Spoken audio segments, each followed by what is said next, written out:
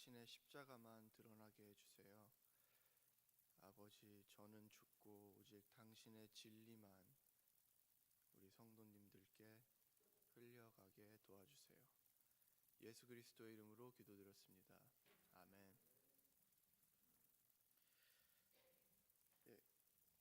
마태복음 21장 18절부터 22절, 우리 특별 새벽기도 하나님께서 받으시는 기도, 마태복음 21장 18절에서 22절 말씀입니다.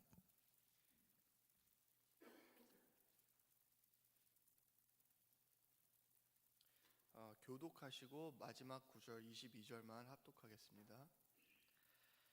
이른 아침에 성으로 들어오실 때 시장하신지라 길가에서 한 무화과 나무를 보시고 그리로 가사 잎사귀 밖에 아무것도 찾지 못하시고 나무에게 이르시되 이제부터 영원토록 네가 열매를 맺지 못하리라 하시니 무화과 나무가 곧 마른지라.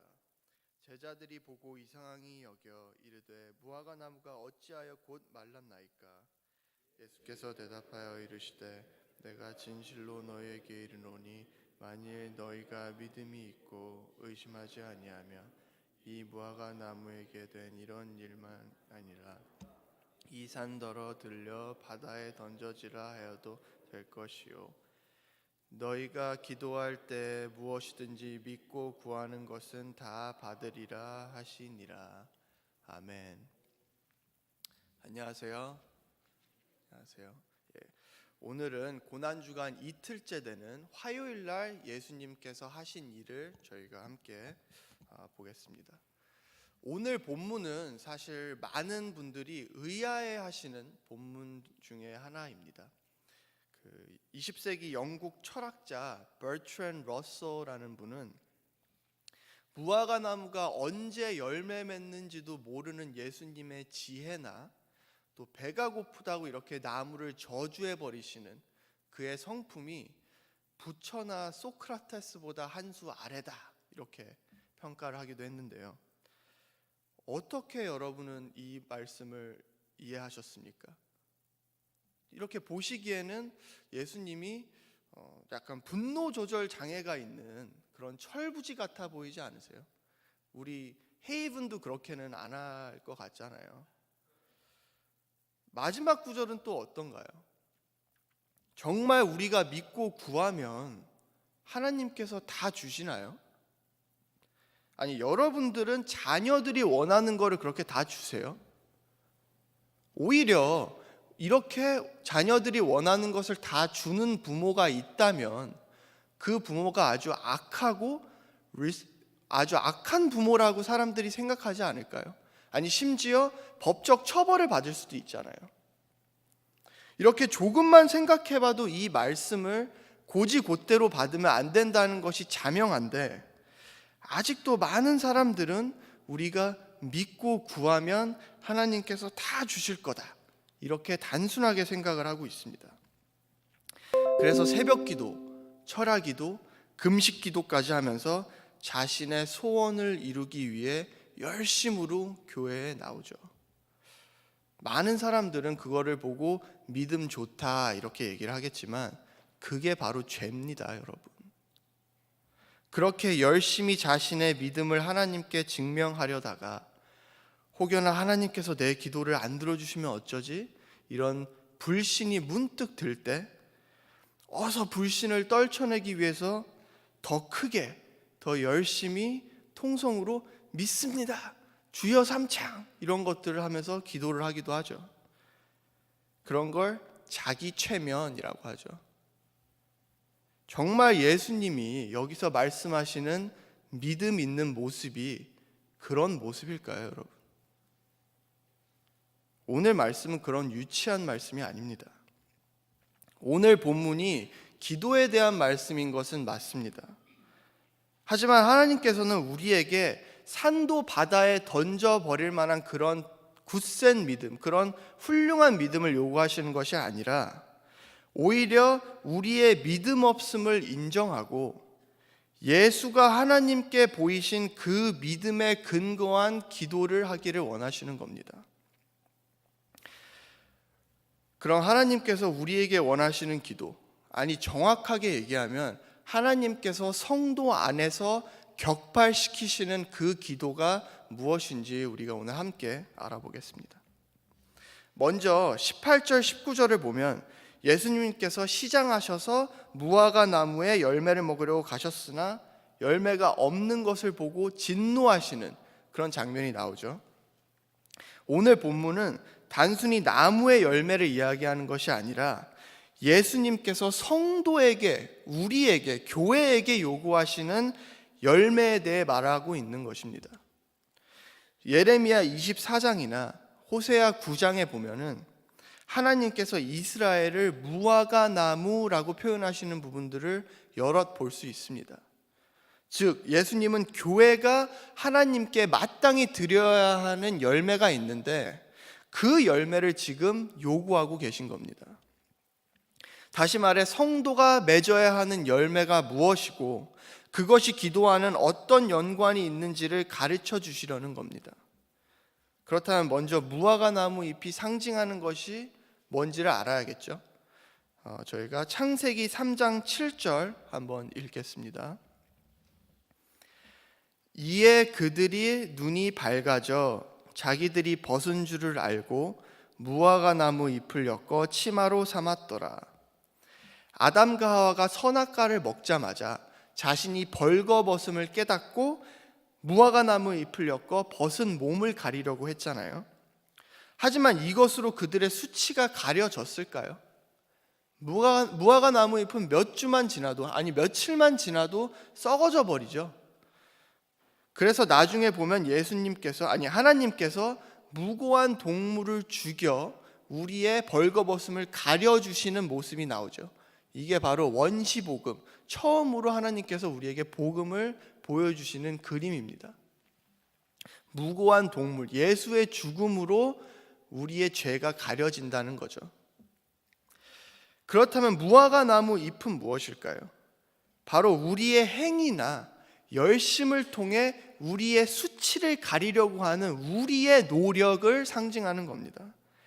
죄된 인간에게서 나오는 어떠한 열심과 노력으로도 절대 너희의 벌거벗음은 가려지지 않는다라고 하나님께서 가르쳐 주시는 거예요.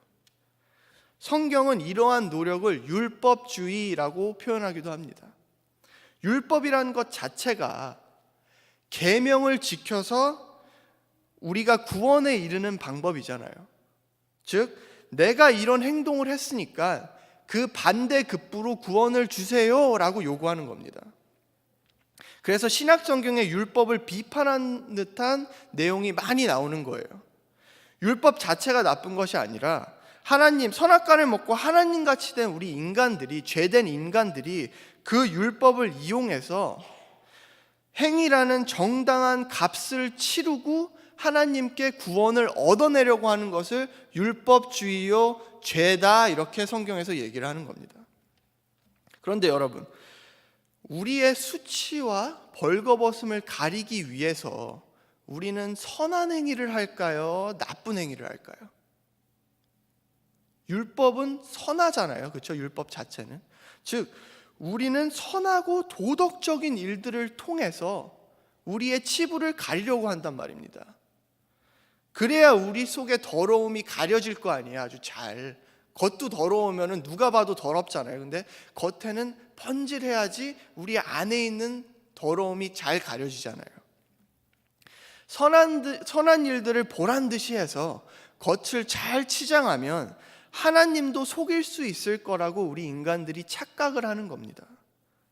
예수님께서는 그러한 우리의 노력을 회칠한 무덤 같다라고 하시죠. 그래서 산상수훈을 보면 거짓 선지자들이 양의 탈을 쓰고 온다고 얘기를 하는 겁니다. 마태복음 7장 15절부터 17절 제가 읽겠습니다. 거짓 선지자들을 삼가라. 양의 옷을 입고 너희에게 나아오나 속에는 노략질하는 일이라. 그들의 열매로 그들을 알지니 가시나무에서 포도를 또는 엉겅퀴에서 무화과 나무를 따겠느냐. 이와 같이 좋은 나무마다 아름다운 열매를 맺고 못된 나무가 나쁜 열매를 맺나니. 거짓 선지자들은 여러분 모스크나 절에 있는 사람들이 아니라, 성경은 그런 사람들에게는 관심이 없습니다. 교회 안에서 성도들에게 착한 행위를 독려하며 그런 행위를 통해서 자기 의의를 쌓게 만드는 자들이 거짓 선지자입니다. 우리의 처절한 죄성과 십자가 은혜에 대해서는 깊게 설명하지 않고, 성도라면 착하고 선한 행위, 이 세상도 존경할 만한 행위를 해야 되지 않겠습니까? 이렇게 격려하고 독려하는 자들이 바로 거짓 선지자들입니다. 여러분, 죄는 단순히 나쁘고 부도덕한 일들만을 얘기하는 것이 아닙니다. 바울 사도가 얼마나 대단하게 나쁜 짓을 했으면 오라 나는 곤고한 자로다 이런 고백을 했겠어요. 그런 단순한 도덕적으로 부도덕적으로 나쁜 일들을 얘기하는 것이 아닙니다. 성경이 말하는 죄는 우리의 도덕적 잣대로 잘못이라 정해놓은 것들만을 말하는 것이 아니라 하나님처럼 되고 싶어하는 그런 마음을 얘기하는 거예요. 예수의 십자가 의만을 의지하지 않고 나도 나의 행위로 나의 의로 구원에 기여할 수 있다라고 생각하는 그 마음 자체를 죄라고 하는 겁니다. 여러분이 예배 열심히 나오고 성경 공부 열심히 한 후에 그래, 나 정도면 나쁘지 않지, 그래도 저 아무개 집사보다는 내가 하나님 나라에 합당한 자지, 이 정도면 훌륭하지, 이렇게 느끼게 되신다면 바로 그게 죄입니다. 죄의 사전적 정의를 가지고 성경을 이해하시면 안 됩니다.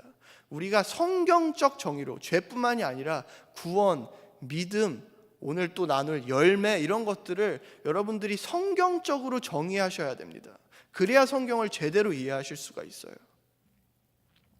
그럼 예수님께서 양의 탈을 쓴 거짓 선지자들을 오늘 어떻게 분별할 수 있다고 했죠? 열매죠, 열매. 예수님이 오늘 본문에서 찾으셨던 그 열매를 여기서 얘기하고 있는 겁니다. 여기서 나온 열매는, 나쁜 열매는 오늘 본문에서 잎사귀만 무성했던 그 무화과 나무가 나쁜 열매고, 좋은 열매는 예수님의 배고픔을 채우기 위해 오늘 본문에서 찾으셨던 그 무화과 열매를 얘기하고 있는 겁니다. 근데요 여러분, 열매로 거짓 선지자를 알아볼 수 있다 이렇게 얘기를 하시면 어떤 생각이 가장 먼저 드시나요? 우리가 대부분은 아마 돈을 횡령하다가 들통이 난 목사나 혹은 이렇게 교회 안에서 여신도들과 불미스러운 스캔들이 있다라든가 이런 분들 많잖아요. 이렇게 그런 분들을 제일 먼저 떠오르지 않으세요? 그런 분들을 제일 먼저 떠올리시지 않으신가요? 하지만 예수님께서 말하시는 나쁜 열매는 사실 그런 열매가 아닙니다. 오히려 겉으로 보기에는 선한 모습과 열심으로 포장되어 있지만 그 행위들을 자신의 의와 가치로 쌓는 것들, 또한 우리의 죄를 가차없이 폭로해서 성도가 자신의 힘이나 의를 절대 의지하지 못하게 만드는 것이 아니라 교묘하게 인간의 가능성을 부추겨서 믿음과 은혜에 근거하지 않은 행위와 거짓 열심을 독려하는 자들이 거짓 선지자요 나쁜 열매라고 얘기하고 있는 겁니다. 성도라면 이 정도 해야 하는 거 아니에요? 우리를 더 나은 사람이 되고 싶게 만들고 도전적인 말씀을 주고, 그러면 다들 아멘 이렇게 좋아하시잖아요. 그래서 거짓 선지자들이 양의 탈을 쓰고 온다고 하는 겁니다. 우리가 보기에 좋은 모습으로 온다는 거예요. 하지만 그 안에는 십자가와 은혜가 빠져 있다는 겁니다. 우리는 성도라면 처절하게 죄가 폭로되므로 자신의 가능성이 철저하게 부인되어서 오직 십자가 의만을 점점 붙들게 되는 게 성도가 가야 하는 길인 것입니다. 그럼 우리 22절과 23절 제가 읽겠습니다. 그날에 많은 사람이 나더러 이르되 주여 주여 우리가 주의 이름으로 선지자 노릇하며 주의 이름으로 귀신을 쫓아내며 주의 이름으로 많은 권능을 행하지 아니하였나이까 하리니 그때 내가 그들에게 밝히 말하되 내가 너희를 도무지 알지 못하니 불법을 행하는 자들아 내게서 떠나가라 하리라. 예수님께서 15절 17절에서 거짓 선지자들과 그들의 열매에 대해서 말씀하시고 22절과 23절 방금 제가 읽은 22절 23절에서 이런 자들이 바로 거짓 선지자들이고 나쁜 열매야 이렇게 말씀을 해주시는 거예요. 여러분, 이 주여 주여 하는 자들이 지금 나쁩니까? 이런 열매가 우리가 흔히 생각하는 좋은 열매 아니에요? 복음 열심히 전하고 선지자 노릇했다는 게 복음 열심히 전했다는 거잖아요.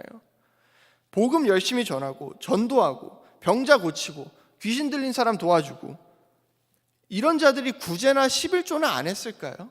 다 했을 거란 말입니다. 근데 예수님이 왜 얘네들이 거짓 선지자고 이게 나쁜 열매라고 하는 걸까요? 그 이유는 그들이 자신의 행위를 근거로 예수님 앞에 나와 있기 때문입니다. 지금 그들은 열심으로 행한 이런 것들이 나의 수치, 나의 벌거벗음을 가려줄 수 있다고 생각합니다. 그래서 그날, 심판의 날, 마지막 날에 예수님께 나와서는 자기의 행위들을 나열하고 있는 거예요. 이 사람들도 예수님 믿었습니다, 여러분. 주여 주여 하잖아요. 다 예수님 믿는 사람들이에요. 근데 예수님을 믿는 믿음과 행위를 같이 가져온 겁니다. 어떤 거짓 선지자도 우리가 행위로만 구원을 받는다고 얘기하지 않습니다. 믿음과 행위 둘 다 얘기를 합니다. 그걸 조심하셔야 되는 겁니다, 여러분. 오직 믿음만, 은혜로만 구원받는 겁니다. 이게 바로 무화과 나무 잎만 무성한 상태고 나쁜 열매입니다. 기독교는 처음 입문할 때 예수 믿고 그 다음부터는 열심히 도덕적이게 살려고 노력하는 그런 종교가 아닙니다. 처음부터 끝까지 믿음, 은혜밖에 없습니다. 나의 부질없음, 희망 없음을 깨닫고 예수의 피, 그 공로, 그 은혜만을 점점 더 붙잡게 만들어가는 게, 하나님께서 우리를 그렇게 붙잡게 만드시는 게 성화고 신앙생활입니다. 요약하면 예수께서 말씀하시는 좋은 열매란 우리가 열심히 무언가를 해서 선한 행위를 주님께 내어놓는 것이 아니라 오히려 우리의 행위와 노력이 전부 나의 의를 쌓기 위해서 했던 노력임을 성령의 조명으로 깨닫고 오직 예수의 십자가에서 완성하신 그 의만을 치열하게 의지하는 것이 바로 좋은 열매요, 좋은 행함이라는 겁니다. 그런데 이게 쉽지가 않습니다. 우리가 다 선악과 먹고 하나님이 되어버렸기 때문에 하나님의 전적인 주권 아래 이루어지는 구원에서조차도 우리가 우리의 숟가락을 얹고 싶어 하는 겁니다. 나도 할 수 있는데 왜 하나님께 내가 받아야 돼? 이러는 겁니다. 그래서 오늘 본문에서 예수님께서 무화과 나무, 우리 안에 있는 그 무화과 나무를 저주해 버리시는 겁니다. 여러분과 제 안에 아직도 팔팔하게 살아있는, 우리를 지배하고 있는 이 율법주의적, 인본주의적 마음을 예수께서 저주하고 메말라 버리게 하시는 겁니다. 그리고는 제자들에게 너희도 기도를 통해서 이렇게 할 수 있다, 그렇게 얘기를 하시는 겁니다. 성도는 이걸 구하는 자들입니다. 그럼 이제 21절 산을 바다에 던져버리는 기도에 대해서 한번 보겠습니다. 제가 다시 21절 읽겠습니다. 예수께서 대답하여 이르시되 내가 진실로 너희에게 이르노니 만일 너희가 믿음이 있고 의심하지 아니하면 이 무화과 나무에게 된 이런 일만 할 뿐 아니라 이 산더러 들려 바다에 던져지라 하여도 될 것이요. 여기 자세히 읽어보시면 여기서 예수님께서 말씀하시는 산은 특정 산을 가리키고 있습니다. 산 앞에 지시사가 있죠. 이 산 이렇게 얘기를 하시잖아요. 영어나 원어로 보면은 더 클리어하게 써 있습니다. This 이렇게 나와 있습니다. 믿음으로 기도하면 아무 산이나 그냥 바다에 던져버릴 수 있다는 게 아니겠죠. 그럼 이 산은 어떤 산을 얘기하는 걸까요, 지금? 21장 1절에 보면은 예수님께서 감람산에 이르렀다 이렇게 써 있습니다. 물론 1절 후에 예수님께서 예루살렘에 입성도 하시고 성전 청소도 하십니다만 우리가 예수님께서 감람산 근처에 숙소를 두시고 예루살렘에 왔다 갔다 했다는 것을 알 수 있습니다. 그러면 예수님께서는 왜 감람산을 바다에 던져버릴 수도 있다 이렇게 얘기하시는 걸까요? 사실 이 말씀은 구약성경 스가랴서 14장에 있는 예언에 빗대어 말씀하고 계시는 겁니다. 스가랴서 14장을 보면 하나님께서 오셔서 예루살렘 동쪽에 위치한 감람산을 밟아서 예루살렘이 침략을 당했을 때 이스라엘의 피할 창구를 열어주시는 장면을 예언해 놓고 있습니다. 즉 예루살렘 동쪽에 위치한 감람산을 바닷속에 던져버리셔서 이스라엘이 적에게서 해방될 수 있도록 도와주시는 장면입니다. 즉 하나님의 도움으로 성도가 그들의 적인 우리들의 적인 죄에게서 자유로워지는 그림을 그려놓으시는 겁니다. 그걸 구원하는 겁니다. 죄에서의 해방, 하나님처럼 되고 싶어하는 우리의 이 죄된 마음에서의 해방을 위해 기도하라 이렇게 얘기하시는 겁니다. 이렇게 기도는 이 세상에서 나를 풍요롭게 해줄 수 있는 것들을 위해 구하는 것이 아니라 나의 행위와 노력으로 구원에 기여하여 하나님과 같이 되고 싶어하는 죄된 마음, 그런 율법적인 마음을 하나님께서 메말라 버리게 하시고 바다에 던져버리게 해달라고 간구하는 게 바로 기도입니다. 그래서 마태복음과 마가복음을 보시면 이 두 이야기와 항상 함께 같이 나오는 것이 있습니다. 마태복음 21장 13절 14절 읽겠습니다. 예수께서 성전에 들어가사 성전 안에서 매매하는 모든 사람들을 내쫓으시며 돈 바꾸는 사람들의 상과 비둘기 파는 사람들의 의자를 둘러 엎으시고 그들에게 이르시되 기록된 바 내 집은 기도하는 집이라 일컬음을 받으리라 하였거늘 너희는 강도의 소굴을 만드는도다 하시니라. 이 말씀이 마태복음에는 전에 있고 마가복음에는 후에 나와 있습니다. 즉 위치가 중요한 거라기보다 이 말씀과 함께 읽어야 된다라는 말씀입니다. 보통 이 말씀을 읽고는 우리가 교회 안에서 폭리를 취하면 안 된다, 이 정도로 이제 많이 해석을 하시는데 그런 얘기만을 하고 있는 것이 아닙니다. 하나님의 성전이 어디죠? 이 건물이 하나님의 성전인가요? 우리가 하나님의 성전이죠. 우리가 여러분이 개인이 하나님의 성전이시잖아요. 하나님이 거하시는. 예수님은 지금 여러분과 제 안에 하나님과 매매하려는 마음, 즉 하나님 내가 이거 해드렸으니까 이 소원 들어주세요. 하나님 내가 이렇게 율법 잘 지켰으니까 선한 종교 행위들 이렇게 잘 했으니까 구원 주세요. 기도 들어주세요 라고 하나님과 거래하려는 마음을 청소하고 계시는 겁니다. 헌금 냈으니까, 11조 냈으니까, 새벽 예배 잘 참석했으니까 내 기도 들어주세요가 하나님과 거래하려는 마음이라는 겁니다. 무화과 나무 잎도 마찬가지였잖아요. 내가 내 열심으로 무화과 나무 잎으로 내 벌거벗음을 열심히 가렸으니까 구원 주세요라고 하는 거였잖아요. 그게 율법주의라는 겁니다. 그렇게 하나님과 매매하지 마 이렇게 얘기하시는 거예요. 행위를 내세요. 너희는 정당하게 구원받으려고 하지 마. 너희는 그냥 예수의 은혜를 받아야 되는 자들이야. 니네가 뭘 하려고 해? 라고 말씀을 하시는 거예요, 지금 예수님이. 그래서 14절에 매매하는 것들 말고 이런 거 다 청소해버리고 내 성전은 진짜 기도하는 집이 될 거야 라고 예수님이 얘기하시는 거예요. 그럼 마지막 구절 보겠습니다. 21장 22절.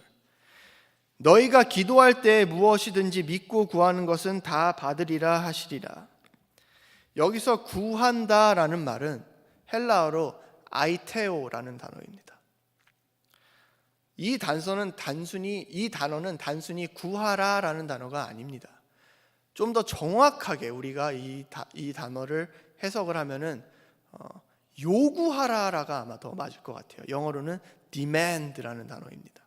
이 단어를 언제 쓰냐면 빚쟁이가 빚 받으러 갔을 때 쓰는 거예요. 빚쟁이가 빚 달라 이렇게 얘기하는 겁니다. 그러면 예수님께서 우리에게 혹은 하나님께서 우리에게 도대체 어떤 빚을 지셨길래 우리가 예수님께 빚 주세요 이렇게 요구하라라고 예수님께서 우리에게 말씀하시는 걸까요? 바로 예수의 순종과 죽음으로 우리가 그 언약 안에서, 하나님이 우리와 하신 그 언약 안에서 우리에게 이미 약속하신 것들을 위해서 기도하라, 구하라, 디맨드하라라고 얘기하시는 겁니다. 예수가 보이신 완벽한 믿음으로 이미 완성된, 십자가에서 완성됐잖아요. 그 언약 안에서 하나님께서 약속하신 것들을 위해서 기도하라는 겁니다. 그냥 내가 원하는 거 기도하라는 게 아니에요. 그럼 하나님께서 우리에게 무엇을 약속하셨을까요?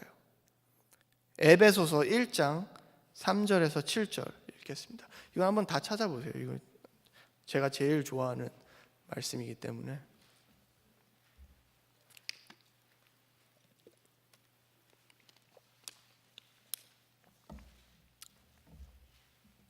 에베소서 1장 3절에서 7절 제가 읽겠습니다.